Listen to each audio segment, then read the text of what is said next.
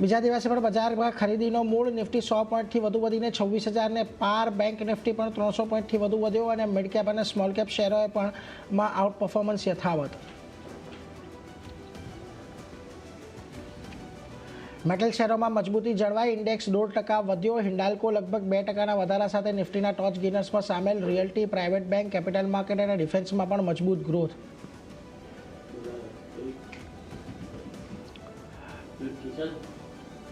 ડોલરની સામે રૂપિયામાં નબળાઈ વધી. રૂપિયો 5 પૈસા નબળો થઈ ખુલ્યો. $9.37 સામે $9.42 પ્રતિ ડોલર રૂપિયાનું ઓપનિંગ, પરંતુ $9.56 આજે બનાવ્યા નીચલા શિખર.